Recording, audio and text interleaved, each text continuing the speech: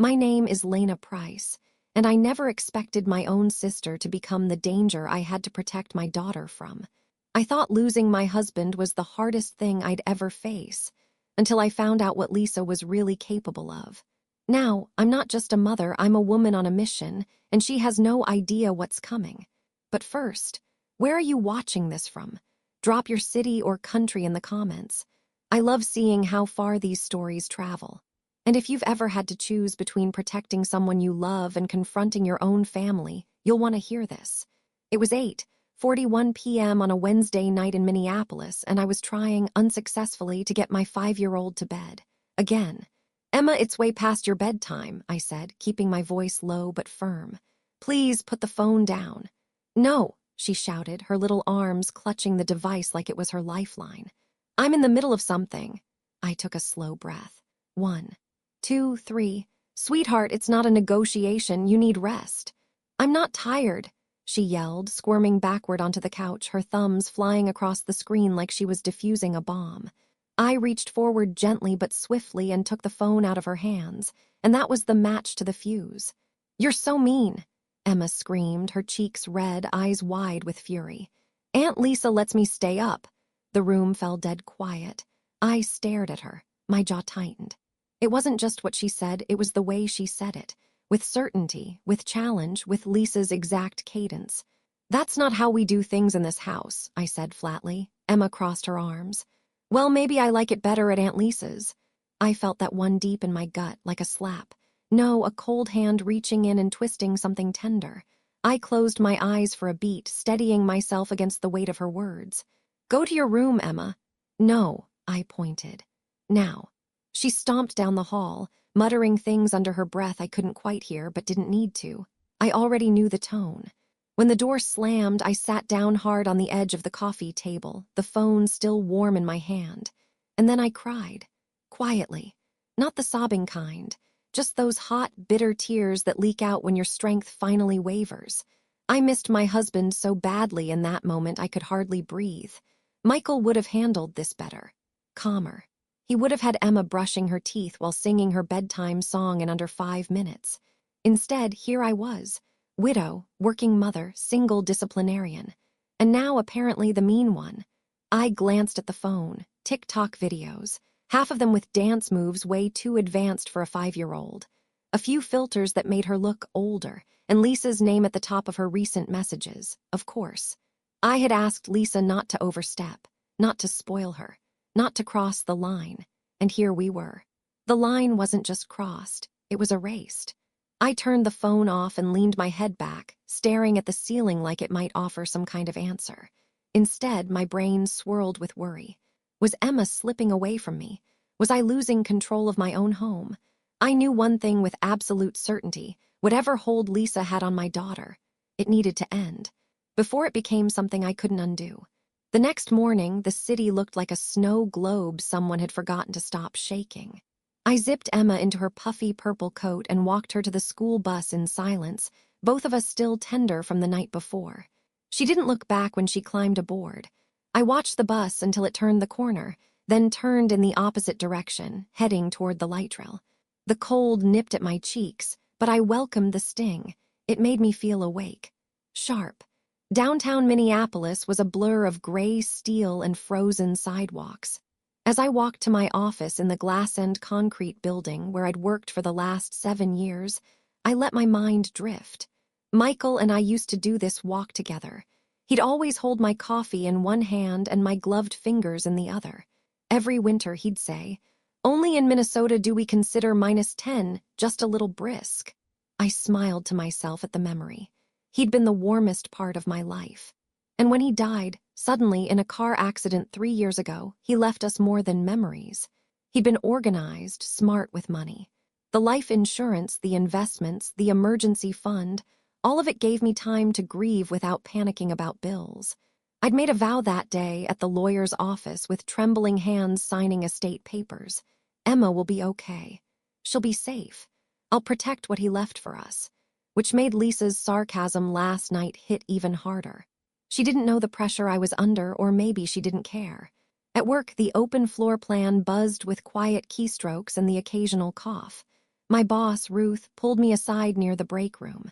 "Lena," she said, pressing her lips together like she was bracing for something. "Just a heads up, we're reviewing department budgets next month. Corporate's expecting some tough calls." I nodded slowly. "Am I on the list?"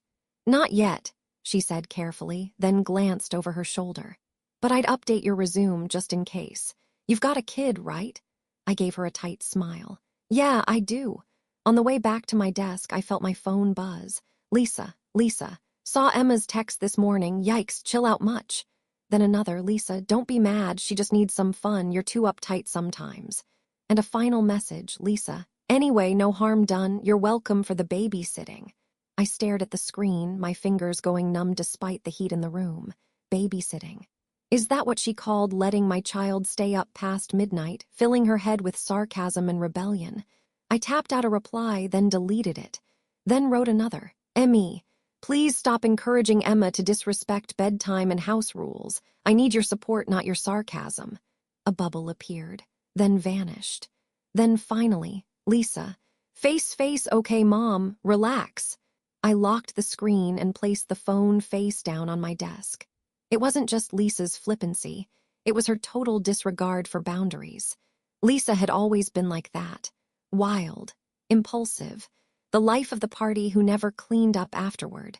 I'd spent most of our childhood being the one to fix things. But this wasn't about me anymore. It was about my daughter. And I was starting to feel like I couldn't afford to be polite about it. That evening, I stood in the living room folding laundry while Emma colored on the floor. She was humming, her little legs swinging to an imaginary beat. "Mom," she said suddenly, not looking up, "when can I see Aunt Lisa again?" I hesitated. "We'll see," I said carefully, "but maybe not for a little while."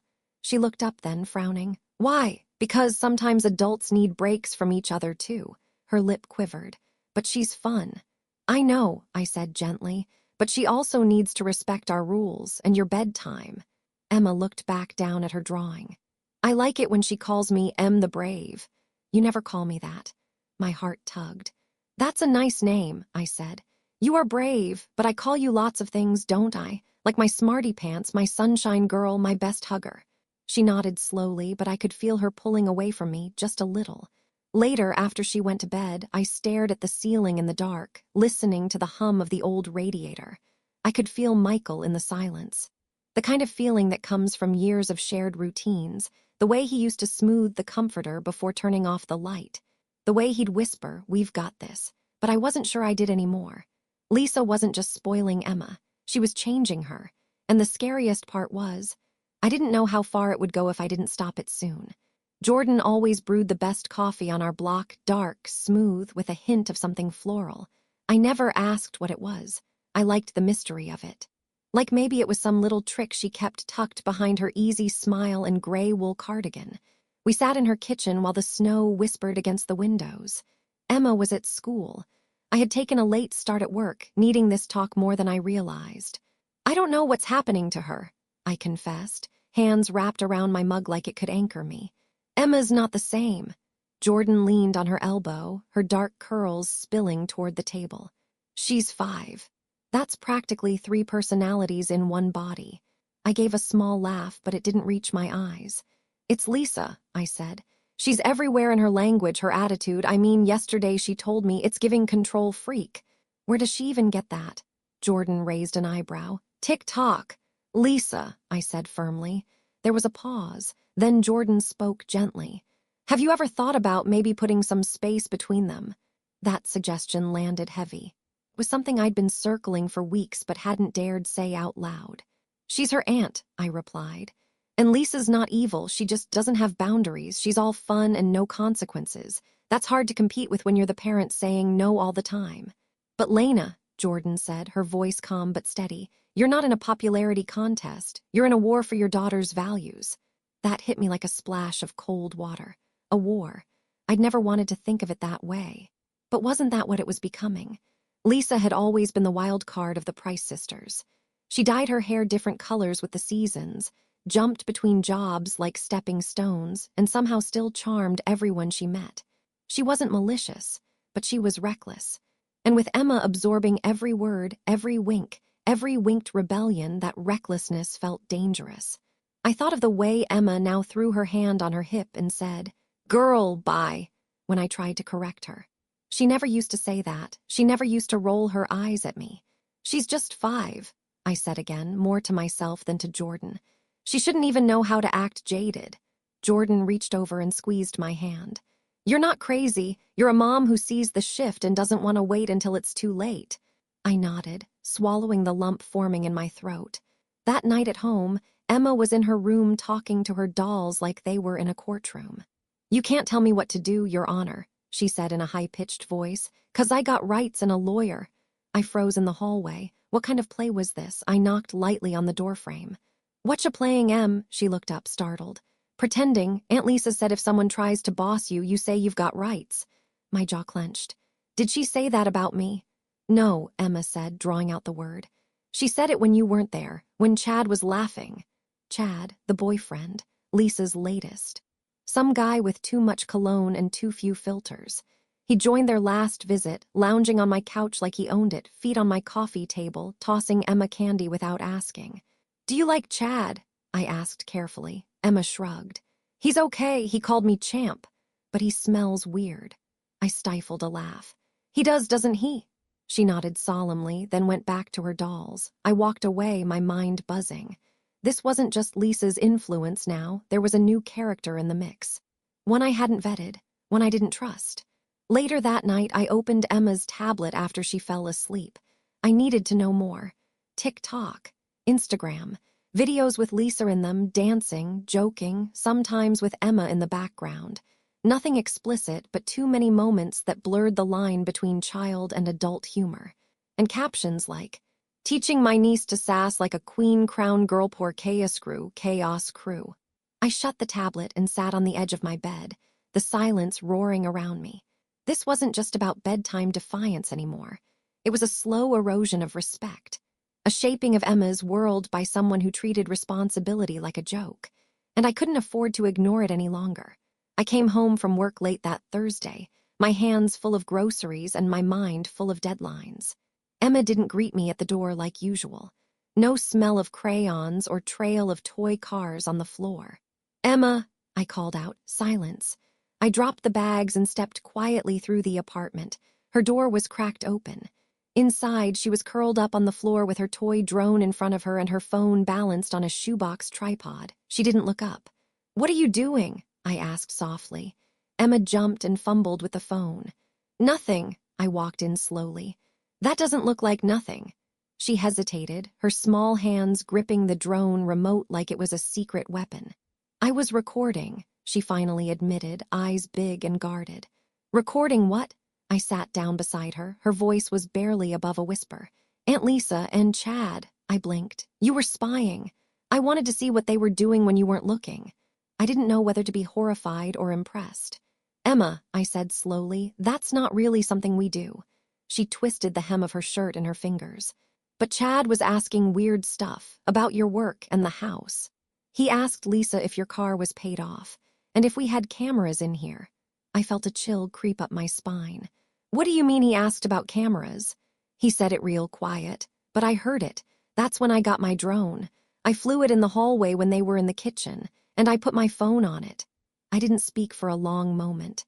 Because how do you react when your 5-year-old starts documenting potential threats better than most adults? "You're not in trouble," I said finally, brushing her hair back. "But we need to talk about safety and boundaries and maybe when it's okay to use your drone and when it's not." She nodded solemnly. "Did you record a video?" I asked. She nodded again. "Want to see it?" Part of me wanted to say no, wanted to pretend this was all just childish imagination. But the other part, the part that had been tightening ever since Chad showed up, needed to know. Emma handed me her phone. I opened the gallery. The screen lit up with a slightly wobbly shot of Lisa and Chad sitting on my couch, sipping wine. Chad was laughing. Then Lisa said, "She's got a safe in the closet, but the real stash is in that old chest. You know the one." My heart stopped. Chad leaned forward. "You sure?" "I've known my sister since diapers," Lisa said, flipping her hair. "She thinks she's slick, but I've seen the way she checks that box when she thinks no one's watching." He whistled low. "What do you think it's worth?" "I don't know." enough to take a break from this frozen nightmare and finally hit a beach. The video ended with the drone's blades buzzing and Lisa shouting, "Emma, what are you doing?" I stared at the screen, every inch of me on fire. They were joking, I told myself. It was just a stupid conversation. Lisa runs her mouth all the time. But something inside me said otherwise. This wasn't harmless. This was a crack in the floor, and I had no idea how deep it went. I looked at Emma. "Why didn't you tell me sooner?" She shrugged. "I thought maybe you wouldn't believe me." That broke me. I hugged her tight, whispering, "I believe you, always, no matter what." She held on for a long time. Later that night, after she fell asleep, I rewatched the video 3 more times, and each time the tension in my chest grew tighter. Was it all talk, or were they planning something? I didn't know. But I knew this: if they were testing me, they had no idea who they were dealing with. 3 days later, Lisa showed up like nothing had happened. She breezed into my apartment carrying a tote bag, a bottle of wine, and that obnoxious laugh that always made her the loudest person in any room. Chad followed behind her, wearing one of those smug hoodies that looked like it had never seen a washing machine. "Hey," Lisa drawled, slipping off her boots without even asking. "Smells like someone's been stress baking." I forced a polite smile. "It's banana bread." Chad flopped onto the couch, spreading his arms like he owned the place. "Man, it's warm in here. You crank the heat or just pay too much in HOA fees." I blinked. "Excuse me," Lisa giggled. "Ignore him, he's just being a dork. You know how guys are, always poking around." I stood in the doorway of the kitchen, watching them like a stranger watching a play they'd never auditioned for. Lisa poured herself a glass of wine, didn't ask, didn't pause. "So," she said, leaning against the counter. "Emma around?" "She's at Jordan's," I said. "Thought I'd give her a quiet night." Lisa's smile didn't waver, but something in her eyes flashed. Chad tilted his head. "Jordan, that the neighbor, cute yard." I turned to him. "Why do you know what her yard looks like?" He shrugged. "Just observant." I crossed my arms. "That's funny, I don't remember you stepping outside during your last visit." He leaned back. "Maybe I did, maybe I didn't. Chill." My blood pressure spiked. Emma had been right. The questions, the casual comments, they weren't just quirks. They were calculated. I busied myself with slicing the banana bread, trying to quiet the pounding in my chest. "So," Lisa said, peering around the living room, "you still got that big antique chest in your bedroom, the one Mom gave you." I froze. "What does that have to do with anything?" Lisa laughed. "Nothing, just wondering. You've always been so into those old lockboxes. It's cute." She was testing me. I knew it. She knew I knew it. "You want some bread?" I asked, voice flat. Chad stood and wandered over. "Sure, you always bake like this, or just when you're hiding stuff." My knife hit the cutting board a little harder than necessary. Lisa's tone shifted. "Geez, Lena, we're just joking." I looked her in the eye. "You know what's not funny? When a 5-year-old starts saying things like lawyer up and you got rights, because her aunt thinks sarcasm is a parenting strategy." Lisa rolled her eyes. "Oh my God. Is this about Emma watching a couple of TikToks again? She's smart. You can't bubble wrap her forever." "She's 5, Lisa, not 15. Chad stepped back, raising his hands like I'd pulled a weapon. "Look, we didn't come here to fight." "No," I said slowly. "You came here to poke around, ask questions, make jokes about safes and heat bills and closets." Lisa's smile snapped. "Are you accusing me of something?" "I'm telling you," I said, my voice low and steady. "Don't underestimate what I'll do to protect Emma." Silence settled between us like fresh snow, soft, cold, and heavy. Chad looked at Lisa. "Maybe we should go." Lisa stared at me for another moment, then down the rest of her wine. "No worries, sis," she said lightly. "Just thought we'd check in, see how you're doing." They left without another word. I stood at the door long after it closed, my hand on the knob, my breath shallow. Then I turned and walked straight to my bedroom.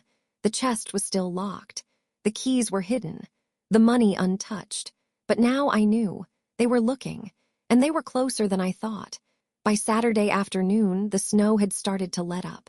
Emma was sprawled on the rug with her crayons, her tongue poking out in concentration as she drew something involving cats in capes. I was finally cleaning the hallway closet, something I'd been putting off for months. It still smelled faintly like Michael's cologne, sandalwood and cedar, the scent of stability. That's when I heard the giggles. I leaned into Emma's room. "Everything okay?" She was hunched over her dad's old laptop, the one I thought was too outdated to even start. "I fixed it," she said proudly. I blinked. "You what?" She turned the screen so I could see. The boot-up screen glowed blue. It was making this clicking noise, so I took off the back and tightened the thingy. Now it works. "The thingy," I echoed, stepping into the room.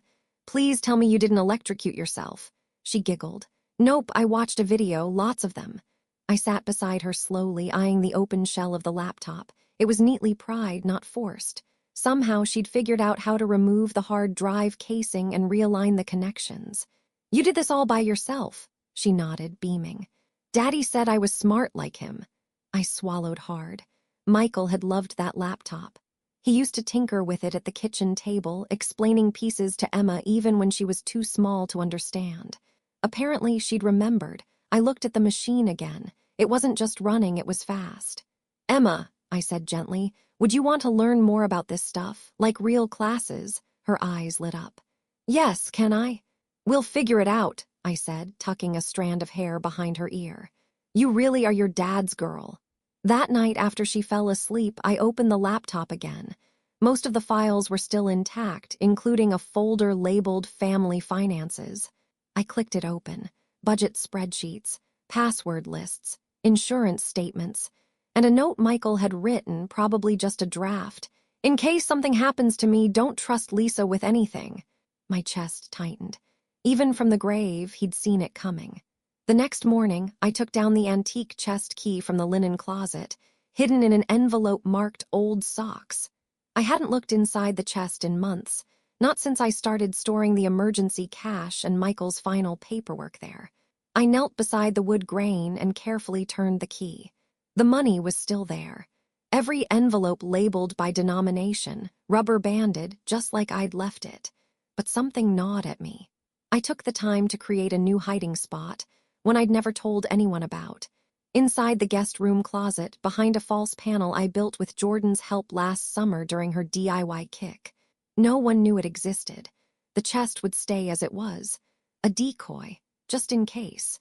Because whatever Lisa and Chad were planning, I didn't think they were done. Later that night, I dreamed of Michael again. He was in the living room, building something out of wood while Emma laughed nearby. "You're doing great," he said without looking up. I wanted to ask him what to do, how to keep her safe, how to stop this storm from hitting our home. But he just kept sanding the wood, calmly, confidently. I woke up with the answer already forming in my mind. This wasn't just about protecting the money anymore. It was about preparing for whatever came next. Sunday dinner used to be sacred in our house. Roast chicken, something green, Emma setting the table with mismatched napkins and her fancy voice on. Michael started that tradition. He used to say, "If we don't slow down and sit together, we'll forget what matters." But this dinner, this one didn't feel sacred. It felt staged. Lisa and Chad showed up exactly on time, each carrying something as if that excused their presence. She brought store-bought mac and cheese in a ceramic dish, like I wouldn't notice. He brought a bottle of wine again, unopened, label facing outward. Emma sat next to Chad, which made my skin crawl, but I didn't want to cause a scene. I kept my eyes on her while trying to decode their smiles. Lisa was chipper, too chipper. "Emma showed me her little laptop project," she said, stabbing a green bean. "Your kid's a genius." "She's clever," I said, watching her closely.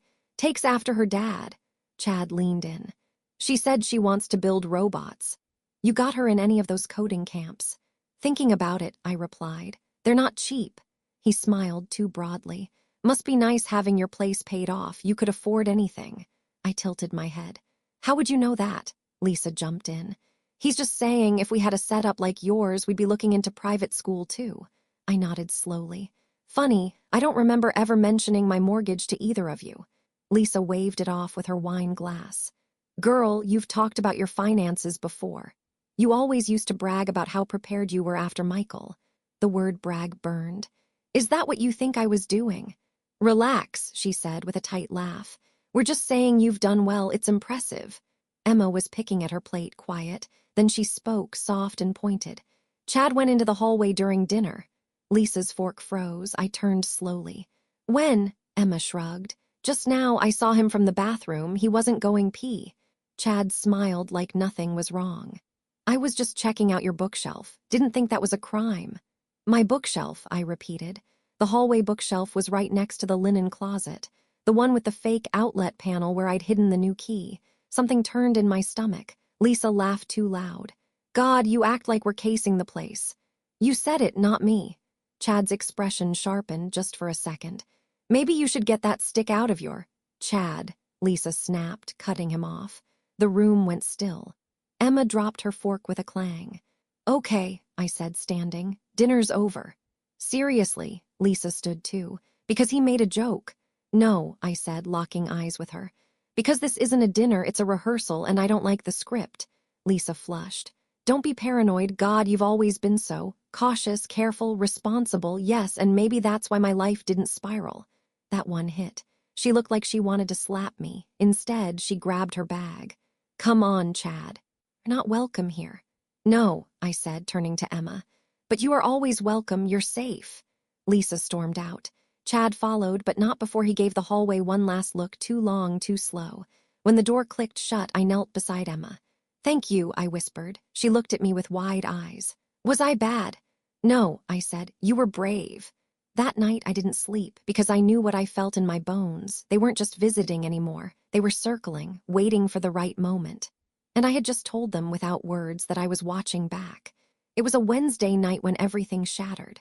I got home later than usual, snow delays, a surprise staff meeting at work, and a stop at the pharmacy. I had that full-body fatigue, the kind that makes you want to melt into your couch and not move until spring. But the minute I stepped into the apartment, I knew something was off. The door was locked, but it had that subtle, unnatural tug, like it had been closed in a hurry. Inside, the air felt wrong, too still, too quiet. I dropped my bag and called out. Emma, no answer. Emma, I ran into her room, empty. Panic seized my chest, but then I heard it, a soft rustle under the bed. I dropped to my knees. Emma's face peeked out, wide-eyed, pale, her tiny hands clutched around her stuffed tiger. Oh my God, I gasped, pulling her out and hugging her tightly. What happened? Are you okay? Did someone? Her voice was shaking. They were here. My stomach turned. Who? She buried her face into my coat and whispered, Aunt Lisa and the smelly man. I jumped to my feet and looked around. That's when I saw it. Drawers open.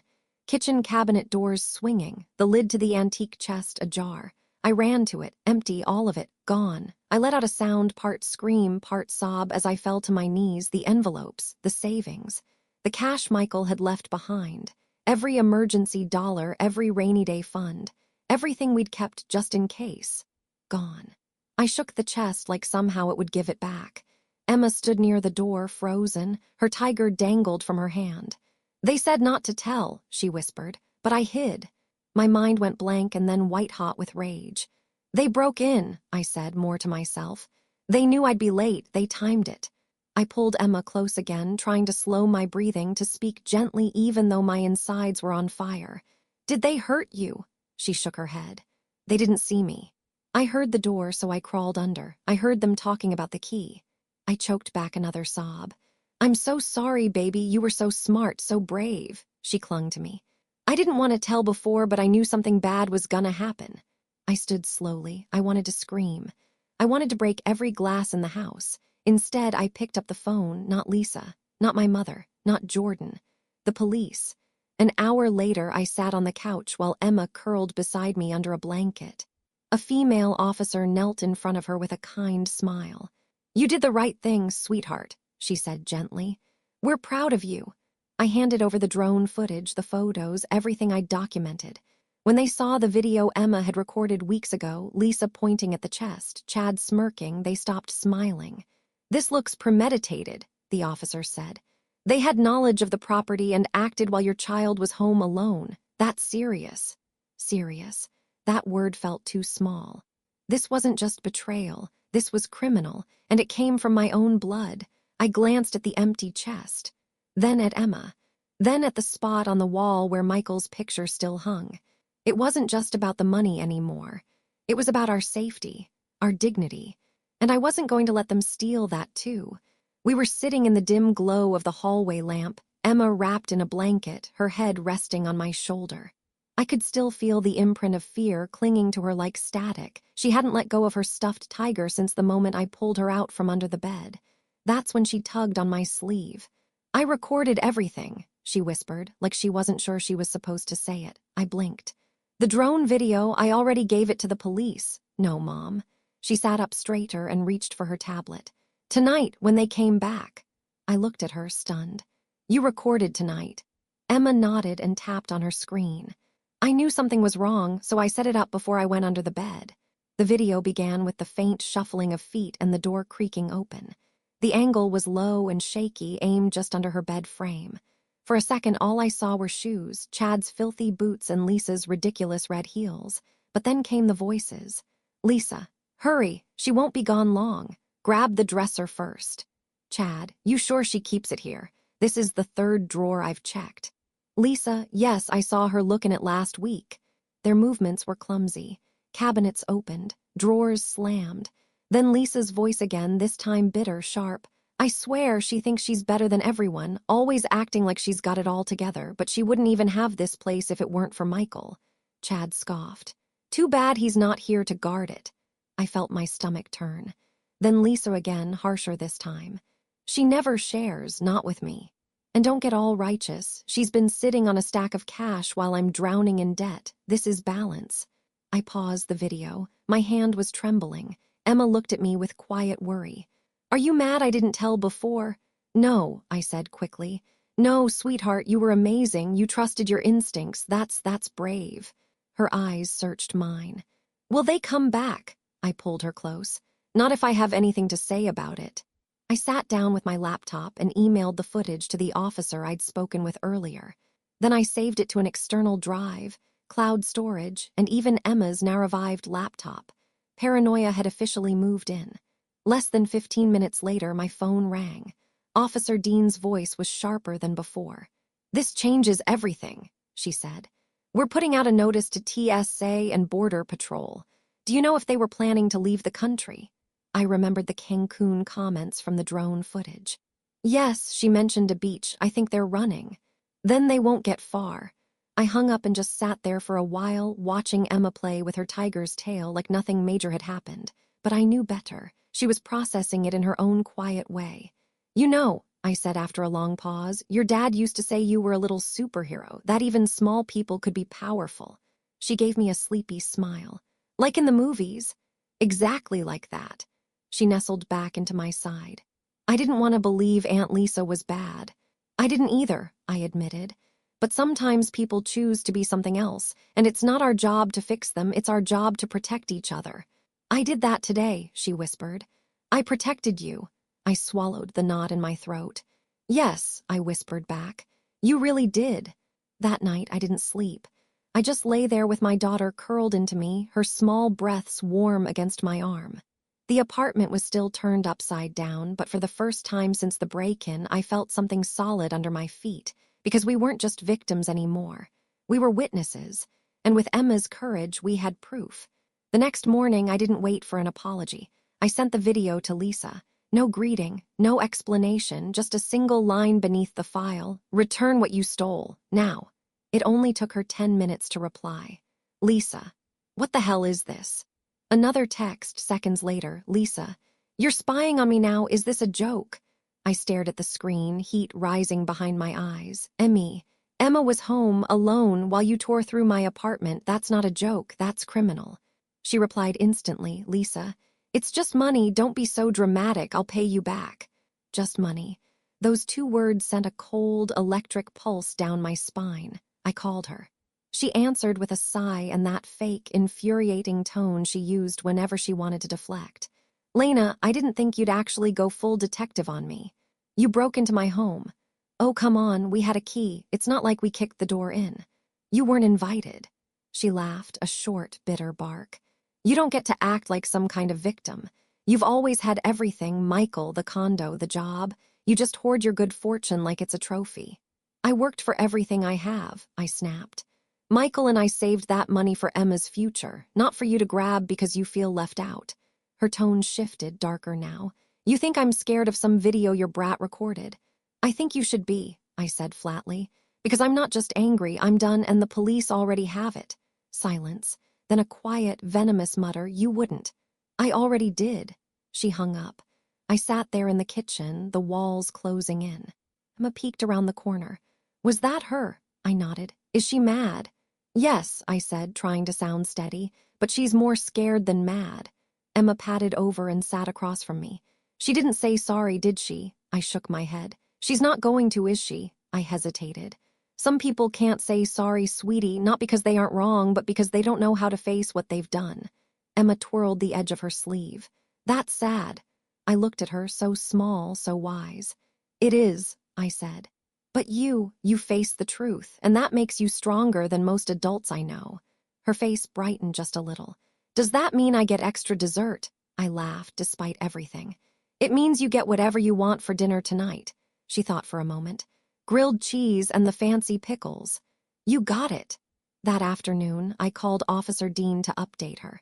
She confirmed that Lisa's phone had been pinged at the Minneapolis airport the night before, but she hadn't boarded a flight.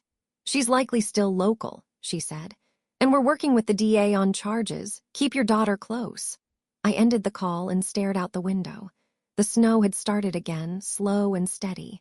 It was fitting, because things were about to get very cold. The police station smelled like cold coffee and old carpet.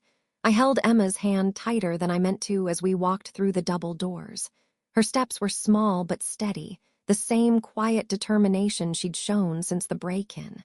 The front desk officer gave me a tight nod and motioned for us to sit while they reviewed our case file. Emma glanced up at me. "Are we gonna see her here?" "No," I said, brushing a piece of hair from her cheek. "Not yet. But they're gonna find her, right?" I nodded. "They're already looking." We sat in silence for a few minutes, the kind that presses on your ears and makes every distant phone ring feel like an alarm. Emma swung her feet under the bench, her stuffed tiger peeking out from her backpack. Then Officer Dean appeared, her face serious but calm. "Lena, you and Emma can come with me." Her office was small, cluttered with papers, coffee mugs, and a family photo in the corner. She gestured for us to sit, then closed the door behind her. "We just got confirmation," she said, folding her hands. "Lisa and Chad were spotted at the Minneapolis airport this morning. They booked a one-way flight to Cancun under aliases, but TSA flagged them thanks to the alert we issued." My heart jumped. "They board?" "No, they were detained at the gate before boarding." Emma looked up, eyes wide. "They're caught." Officer Dean smiled gently. "Yes, sweetheart, they're in custody." I exhaled so hard I felt dizzy. Lisa, caught. I'd played that moment in my head so many times, but in none of those versions had it felt like this. Not triumphant, not victorious, just quiet. Dean leaned in.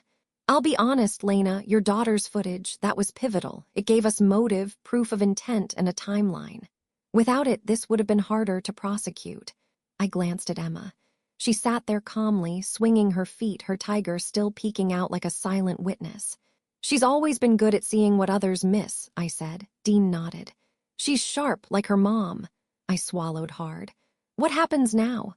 "Well, Chad has prior convictions. This break-in violates his parole. He's being processed separately. Lisa's being questioned as we speak.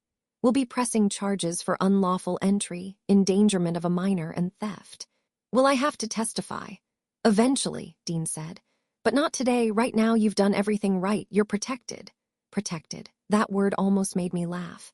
Because even now, sitting inside the walls of law and order, I didn't feel safe. I felt hollow. I never wanted justice this way. Never wanted my own sister behind glass. But she hadn't left me a choice. Dean stood. "You can head home for now. We'll keep you posted as charges move forward." Emma stood too, quietly. As we left the station, she looked up at me again. "Is it over?" I thought about it. The money was gone. The betrayal was real. The family we'd once had was shattered beyond recognition. But Emma was safe, and I still had my voice. "Yes," I said. "At least this part is." Outside, the wind bit at our faces as we walked to the car. I reached for Emma's hand again, but she was already reaching for mine. Something about that, her instinct to hold on, made me feel like maybe we were going to be okay after all. The interrogation room was smaller than I expected. Just a metal table, 2 chairs, a clipboard, and a glass window separating me from the person I used to call my sister. Lisa sat across from a detective, arms crossed. Chin lifted like this was some inconvenience she couldn't be bothered with. I stood behind the glass, unseen. Her hair was frizzed from the cold, mascara smudged under both eyes. She looked less like the sharp, confident sister I grew up with and more like a woman scrambling to salvage a story, any story. Chad was already gone. Hauled off hours ago after they discovered he was violating parole and traveling under a fake name. The officer told me he barely flinched when they cuffed him. Just muttered something about how women always ruin things. But Lisa was a different story. "Let me get this straight," the detective said.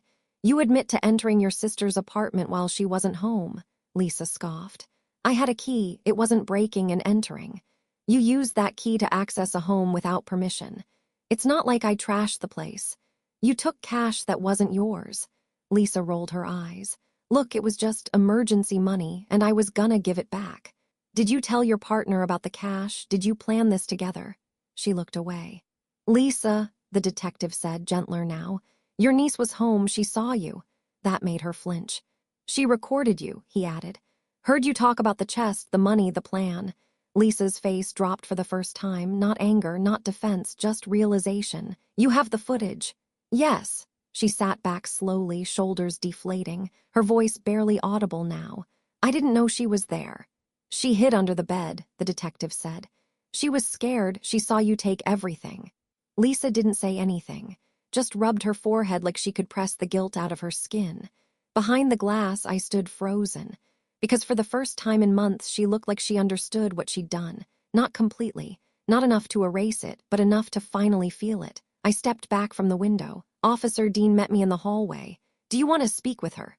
"No," I said immediately, but then I paused. "Yes, just for a minute." They brought her out into a side room. No cuffs. Just her, small and nervous, sitting across from me with a plastic water cup between us. Neither of us spoke for a while. Finally, she broke the silence. "I didn't think you'd come." "I almost didn't." Lisa looked at her hands. "It wasn't supposed to go that far." I narrowed my eyes. "You mean the part where you traumatized my daughter or the part where you betrayed your only family?" She winced. "It wasn't just about the money."